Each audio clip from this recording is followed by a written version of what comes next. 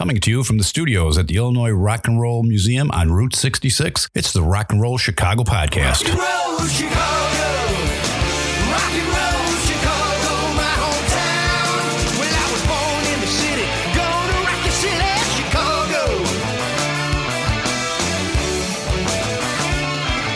Chicago rock and rollers are the best you're ever around.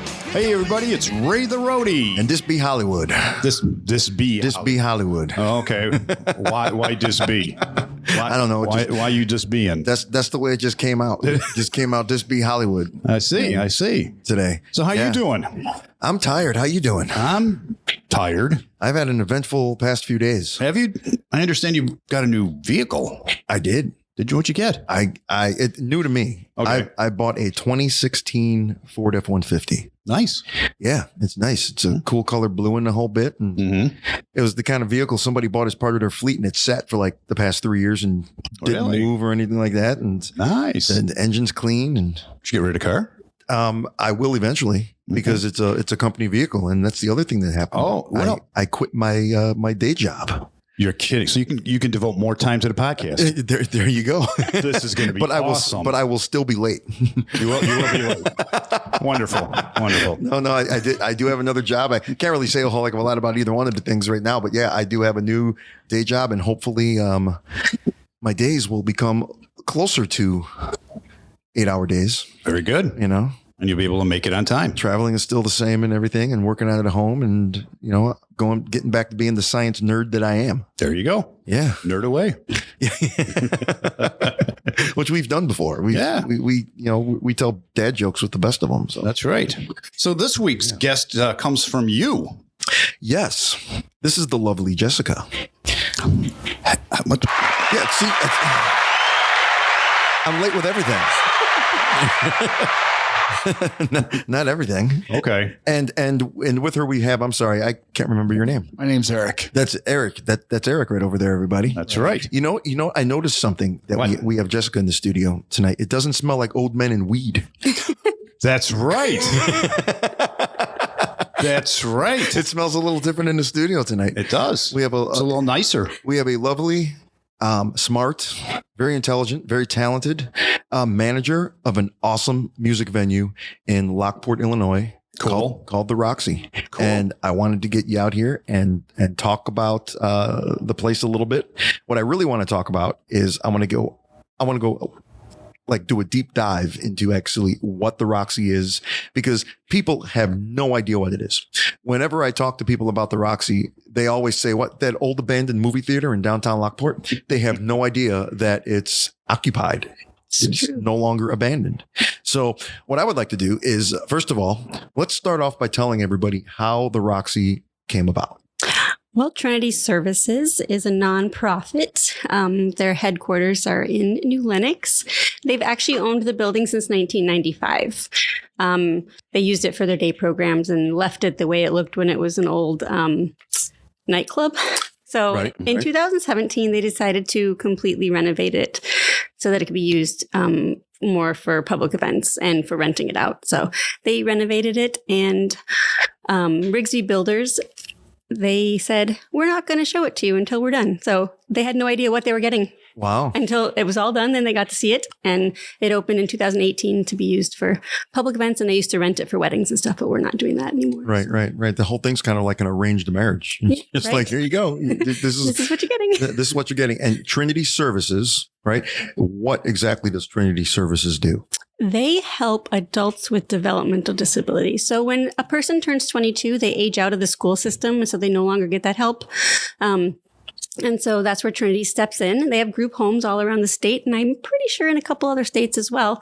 And they have a wide range of abilities. So there are people that are low functioning, and then they're just basically taken care of, but they work with higher functioning people as well to help them learn how to cope with being around public and help them become part of the workforce so they can get jobs. So right. And is this whole thing non-for-profit, or is there a fee involved? Do the people that I guess take advantage of the services have to pay for them, or how does that whole thing work?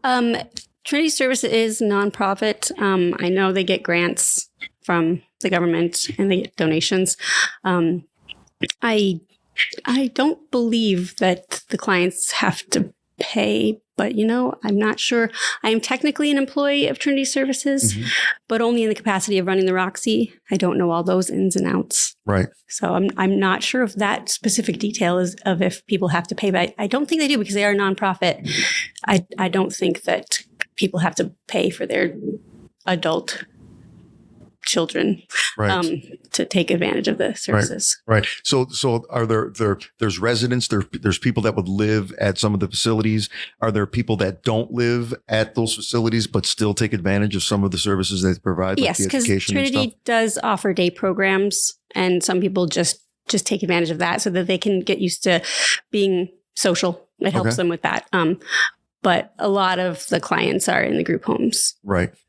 Right. So then where did the Roxy come into play? Somebody says, okay, let's renovate this thing and open it up to the, what was it used prior to that? Was it just kind of like an exercise room, or what was it being used as? Yeah, I know they did rent a portion of it out.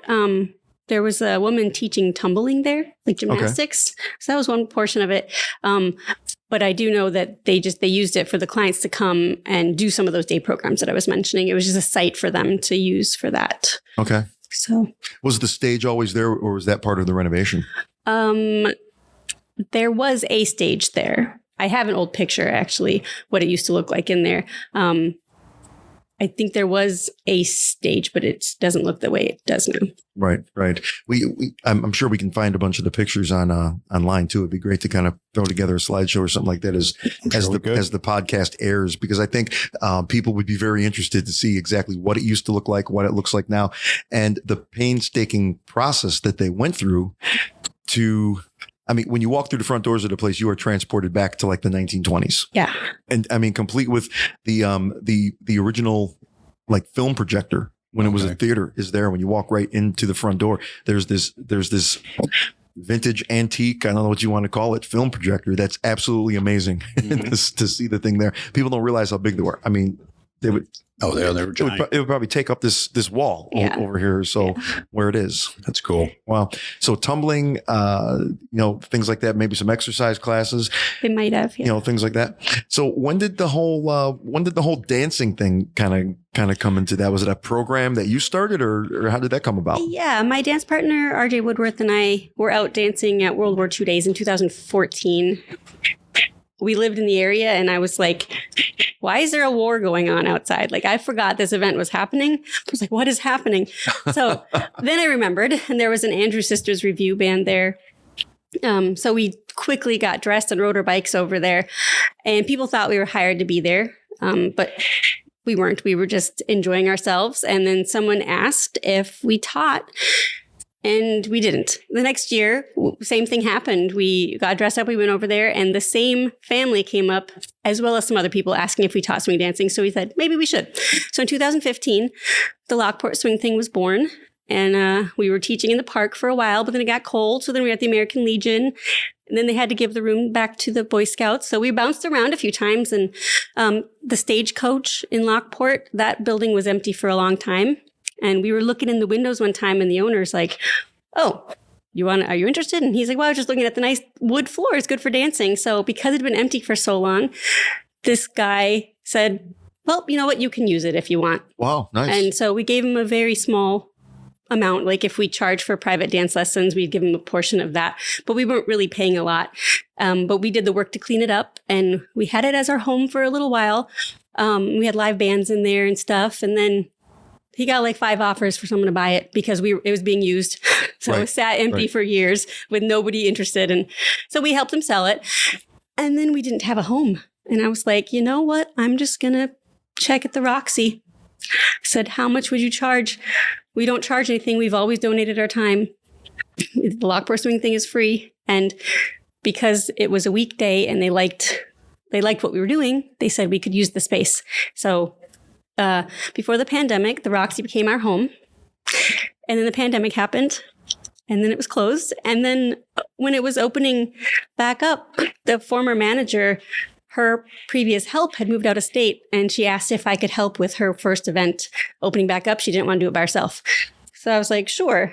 And then she said, do you you want to do it again? And I was like, sure, I live 5 minutes away. Whenever you need help, let me know. And then it very quickly turned into, do you want a full-time job? And then 6 months later, she moved out of state, and then I took over running it, and I've been running it for a year and a half now myself. And so it is the home of the Lockport swing thing still. Now I'm just usually behind the bar instead of teaching, but... So you weren't working for Trinity Services prior to a year and a half ago.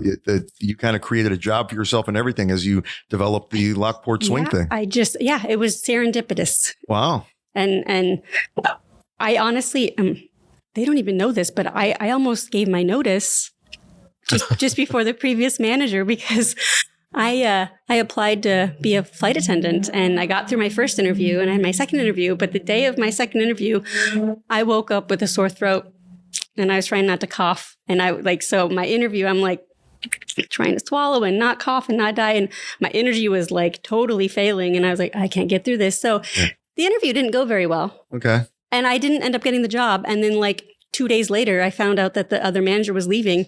So I was like, okay, well, that was meant to be, because now I have the perfect job for me. So yeah, absolutely. Yeah. Is dancing just like a hobby of yours? Is it a passion of yours? Did you always want to turn this into a job? Or? Well, I have been told that I always danced when I was a kid. If there was music on, I would be dancing, but I never took formal lessons. I never did ballet or anything like that. I played music, but I didn't dance. And then when I was in college, I just took a ballroom dancing class for PE credit. Right. And I did so well in there that I started teaching the class with the teacher. So he would have me come early, show me what we were doing that day, and then we'd split the class in two, and I would teach the girls and he would teach the guys, and then we'd bring it back together. So that's, I guess, how I started teaching, was when I was taking a class in college. And then I was in Vermont, and Vermont. Yeah. Wow. I moved from Southern California to Vermont. What I've learned is don't move across the country for a boy. It will not work out. Yeah. Yeah. So, I know a few people who have done that. I do too. Yeah. It usually doesn't work. But that's how I started dancing, really, was being there. My uncle's a chiropractor, and one of his clients gave him a flyer and said, I'm teaching swing dancing. Can you put this flyer somewhere?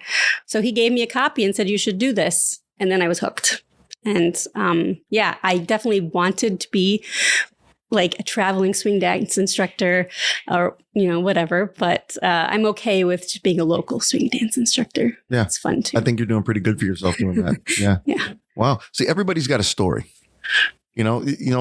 Oprah Winfrey used to do an episode every year about everybody has a story, and she just grab somebody out of the audience and say, okay, tell us your story. And you think your story is boring, but then everybody's captivated by the guy who, left home when he was 18 years old and never finished high school or whatever his story might possibly be. And now he's running a plant and, in some factory in Chicago, somewhere. And people are captivated by that because they're human interest stories. They really are. Yeah. So what's your story?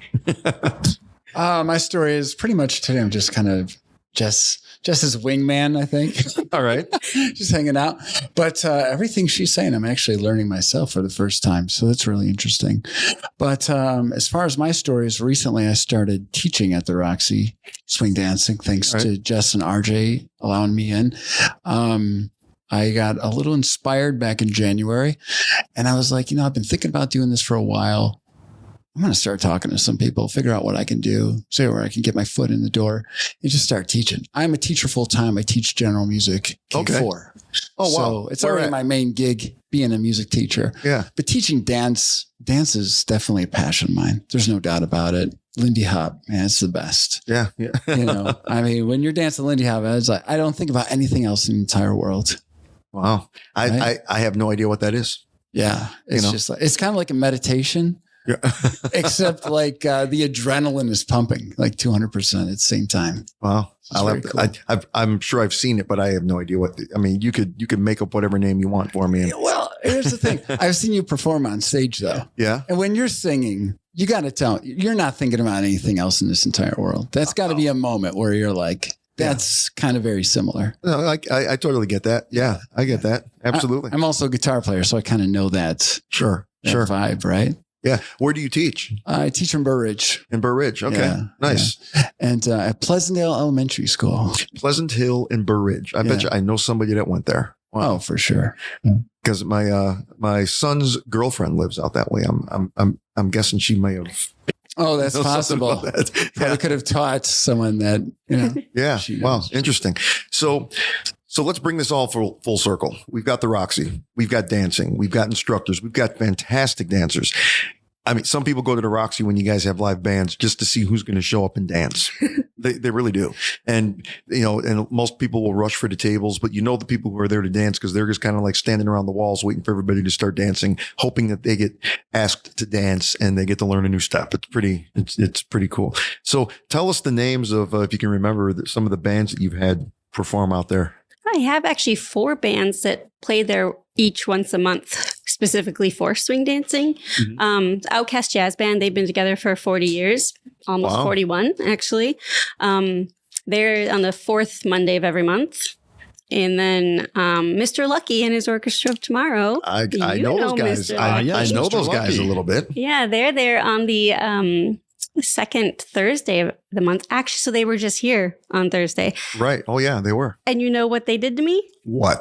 Jen Zayas, their vocalist, came and dragged me out from behind the bar, put me up on stage, and made me sing Crazy by Patsy Cline. Did you really? I finally sang with a band for the first time ever. Very nice. Did we get video on that or what? I do have a video. Oh, we've got to see that video. So yeah, I love them. They're great. They're there, like I said, the second Thursday of the month. And then the third Tuesday of the month, I have the Falconeers Orchestra. And then when I do them every other month, and the other months I'll have someone else come in. So sometimes it's Doug Horn and the Rhythm Makers Orchestra. In August, my birthday week, I have the Rhythm Rockets. They've been together as a band for a long time. I've seen the Rhythm Rockets. Yeah, Yeah, so absolutely. they're going to be at the Roxy August 15th, I think it is, 2 days before my birthday. Okay. I'm excited about that.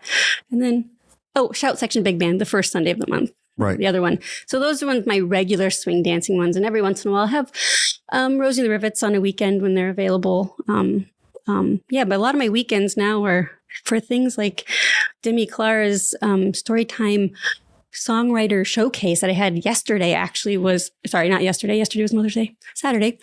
Yeah. And it was 10 artists, 10 local singer-songwriters all playing original music. And it was so cool. Some of my friends were on that stage. I think I saw some videos of that. It was really good. And for those that are interested, Rosie and the Rivets is episode 43 of the Rock and Roll Chicago podcast. Yes, it is. And Mr. Lucky is episode 113. Yeah, yeah. So Mr. Lucky, did Kevin steal all of the horn players from Cadillac Groove? Or I think no? he did. I think he so. did. Yeah.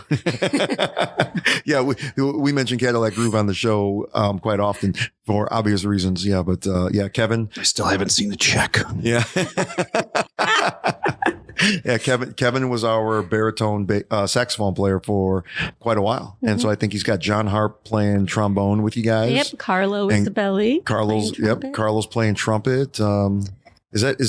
Is it just 3 horns? It might just be those 3. Those 3 guys. Yeah. Yeah. I mean, believe me, that's plenty. The Yeah, 3 of it those is, guys, definitely. the 3 of those guys have a big sound. Yeah, absolutely.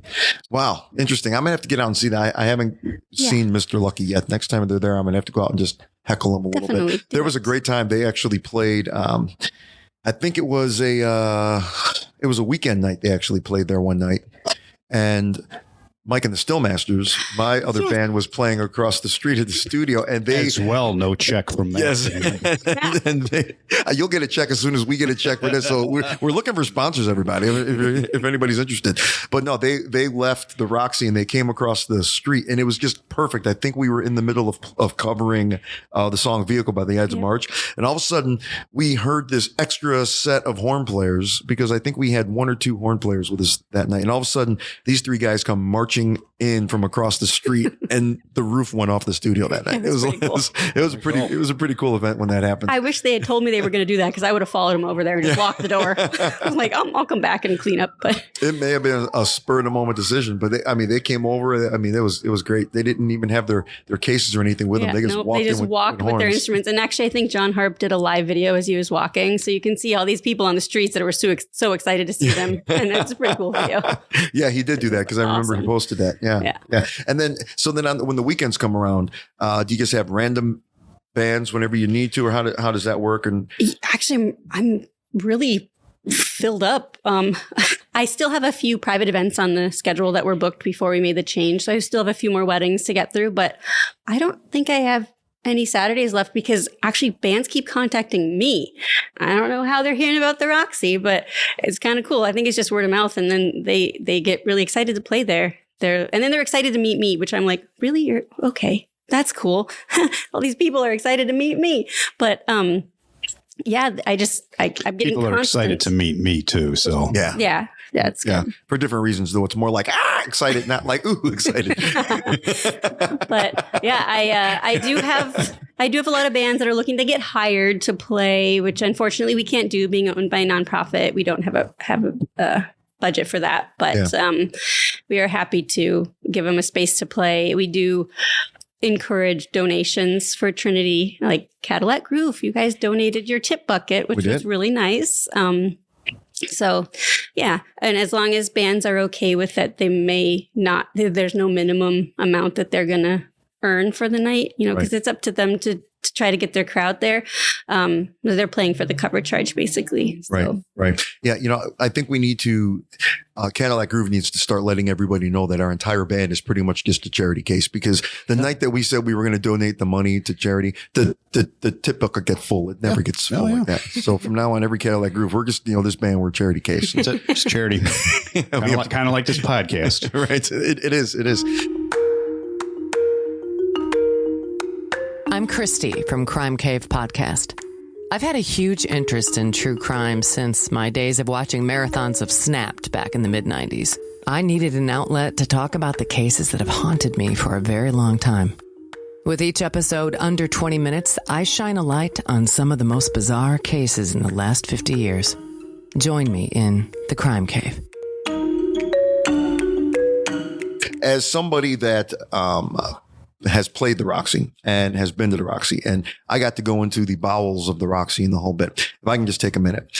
When you walk through the front door, you really feel like you are transported to another time. And we actually, when we played there, we actually asked all of our fans to, dress up for the occasion. There's going to be swing dancing going on. This place looks great. Okay. And I was so pleasantly surprised by the amount of guys that weren't jackets. We had a few ties, women wearing skirts or dresses. It was great. The way the whole thing has been redesigned and decorated, you literally are transported. I mean, there's like the faux marble bar that's there, and the marble floors that are there, and the curtains, and I mean, just the way everything is. You have to go there and you have to see it. It looks like they could use it as a movie set, and they treat bands extremely well too. There's a fantastic green room downstairs. Is it really green? No, it isn't really green. It's like silver and white and all kinds of stuff like that, and a pool table down there and everything. If I was there, I'd get lost. I'd be looking for the green room, and there's no green room. Yeah, there's no green room. Yeah, some places call it a green room for other reasons, but yeah, true. Yeah. Well, the chairs are kind of bluish green. Yeah, they are. they are. But yeah, sectional sofa and everything down there, and very nice. It's a really nice place to go. Cocktail menu. It's not just like a movie theater. There is a cocktail menu, so you can go there and have a cocktail. No food, though. No, right? we let people bring in food, though. I will clean up after you if you bring in food. Wow. Yeah. That's very nice. Yeah. I'm going to go to Popeyes then before I go there. Yeah. So tell us something about the Roxy that we don't know. Like what's coming up, maybe. I'm not sure when this podcast is airing. So I don't know if I want to tell you what's happening this Friday. Why don't we shoot for about a month and a half from now? I'd say. Yeah. Let's talk July. July. Let me what do we have going on? My calendar, because I don't remember. And do you guys get involved? Do you guys get involved in things like, or do you do things for like the car shows and stuff that go on? Yeah. I usually am open during the car show just in case people want beer. I'm kind of disappointed, though, honestly. I wish they put the cars back where they used to be, because now you have to choose between the cars and the music. It's like two separate events now. Yeah, there is. And I mean, yeah, I guess it looks cool with the cars on State Street, but a lot of people are disappointed because it's not as safe to walk around there, feel like their kids are going to get hit by a car driving by, whatever. So anyway, I'm disappointed because then I have to be at the Roxy instead of over dancing at the live music. So I might just lock the doors at 6 p.m. and be like, I'll be back. You guys you can have beer between 4 and 6. After that, get it elsewhere. But yeah, so normally, yes, I am open during the car show, and I'll just be open for whoever comes in. But I don't usually have another event going on during it. Right. I'm just there. So that is one thing that happens. I do have something really cool coming up in July. Actually, July 7th, I've got an American Prayer. They are a Doors tribute band that apparently are quite well known. So that's exciting. Oh, and Nick Scarpinato. He's a singer-songwriter who is super fun. I really like his music. I got to see him at Crema Coffee Roasters, actually. They did a little music and art thing that Elijah Svoboda put on, and he was one of the artists there. So I was like, you should play at the Roxy. And he was like, oh my gosh, I would love to. And so we put him on the schedule. So he's there in July. So do you have singer-songwriters in on the weekends, or do you do that during the week? Or I asked them what day they'd like to do it, and some people will ask for a Wednesday or Thursday, but most performers do want a Friday or Saturday. Okay. So, all right. Yeah. I've had some swing dancers will say you should have something on the weekend, and when I book a swing dance on the weekend, it's not as big of a crowd as the weeknight. So that's kind of strange. I'm not sure. But that is weird. Yeah. But I like the weekday events, honestly, because parking's a lot easier for people. Right. Yeah, that's what I was going to ask you, because you said the one band plays on Monday nights. I mean, you get a good crowd on a Monday. Yeah. They probably draw the biggest crowd of the four that play regularly. Yeah. Wow. Yeah. I mean, a plug for Lockport. I mean, I've been living in the area for, 25 years or so. Mm-hmm. And there was a time where nobody even gave Lockport a second thought. No. And now you go down on a Friday night or a Saturday night, and parking is a problem. Mm-hmm. You know, there's a few free public parking lots, but there's no multi-level parking garage or structure. And as far as I know, I'm not the mayor of the city, so I wouldn't know if there's anything planned or in the works. But you go down the side streets, and there's actually a private valet parking service where people are valeting their cars. Wow. You know, because parking is a problem. It is that popular around there. There's a lot of great venues up and down that street. That's cool. And it's working out really well. I really wish that I like going to the car shows. I usually park over by the studio, and I bring my motorcycle out. And the one thing I wish they would do is, if they're going to have the car show, block the street off. Yeah. Because like you said, there's still cars whizzing by, and, and the whole bit, and everybody's trying to park. There's ways to get around that little block there, but it'd be really great. I've noticed, because all of the other places on the street will have a solo performer in front of them. Yeah, I've seen that. And you could do the same thing. I bet you'd get a lot of people going to hang out in front of the Roxy. Right. There's more room over there for sure. Yeah. Yeah. And as of the valet parking is actually free. So there is free valet parking on Fridays and Saturdays in Lockport. Wow. Yeah. So that is helpful. And then they're parking the cars, I think, down in the train station lot where nobody wants to park down there and walk themselves. So those poor guys are running back and forth quite a ways. But parking is tough, but at least they're trying to provide something by providing that free valet parking. So right. So how can people help your cause even more? Because I mean, you've got a great charitable organization that you're working for or working with, and whoever's listening to this, by all means, go and visit the place, and for an evening out. But you're helping a great cause by going there as well. How else can your performers help you? I guess how does that work? How can we help you utilize the performers in helping to raise money and helping to support the place? Well, I really appreciate it when the bands will talk about Trinity Services or ask me to get up on stage so that we can encourage people to donate. Because even if everybody donated $1 or $2 every time they came, that adds up. And I definitely want to continue doing what I'm doing. I definitely prefer the live music and the dancing over the weddings. Weddings are a lot of hard work. So I really hope that people will show how much they care about the Roxy by donating. I mean, supporting the bar too, but our prices are really, really low too.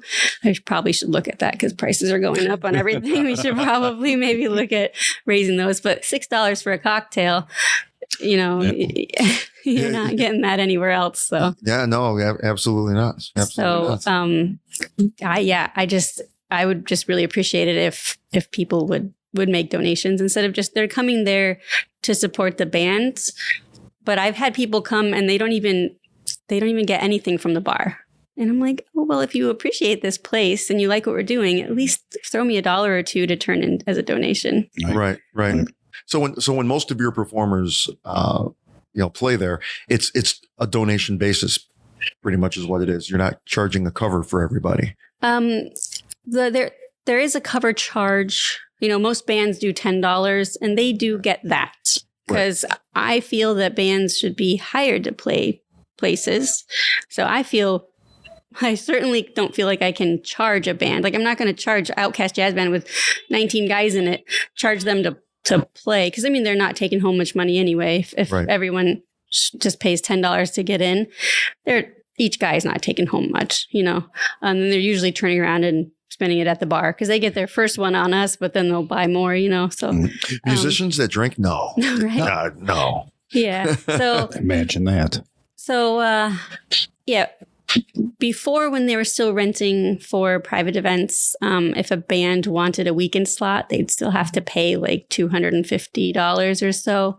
But then they'd turn around and try to charge like $25 a ticket, and then they wouldn't get a crowd. So then it was like, well, we're still not making any money. Our bar's not making any money because there's no one here. Read the room. If you're not the only place that has kind of like that pay to play kind of thing. Yeah. But if it's only $250, come on. Yeah. You can't charge $25 a head. Right. Yeah. So I don't know. I wish that I could make it so that, I could guarantee that the bands are going to make a specific amount of money when they come in, but I can't do that. And so I have had bands, they say they don't want to play at the Roxy because they want to get paid to play. And I'm like, sorry.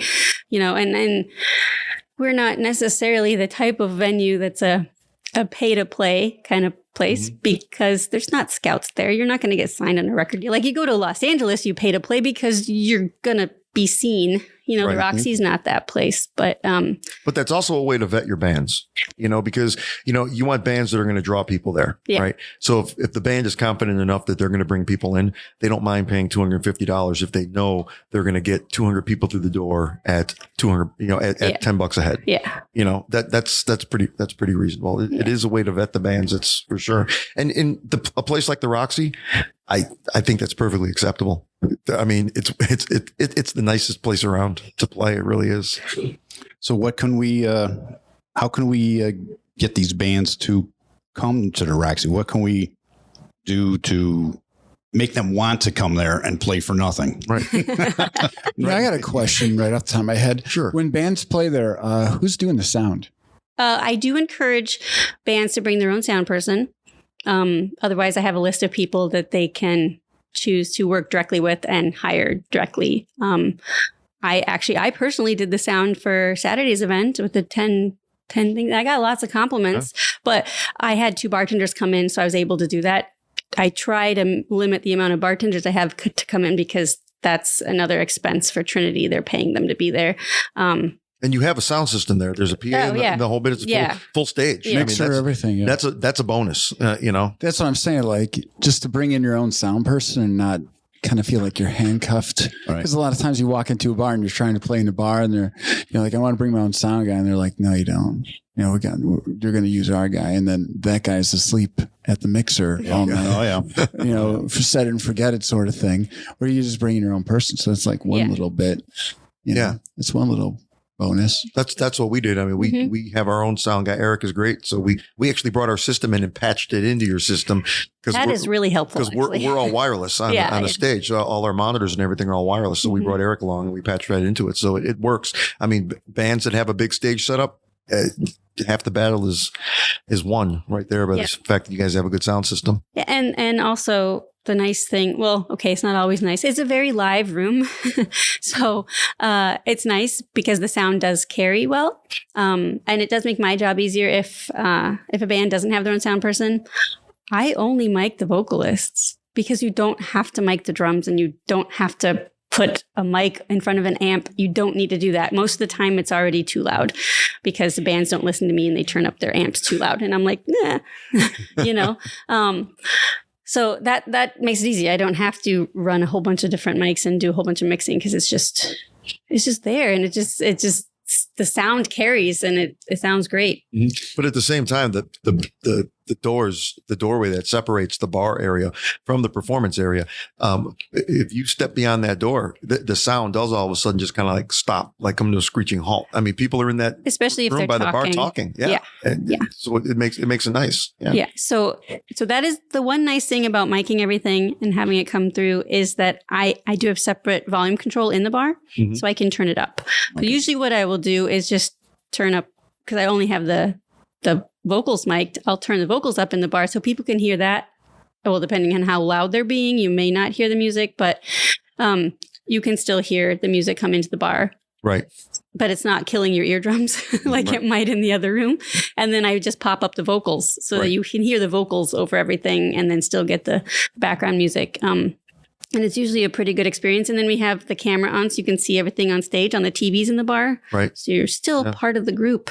Yeah. And that works nice. You know, a lot of times, a good sound guy knows that, you're not miking everything on stage because you want it to be louder. You're miking everything on the stage because you want to control it. Yes.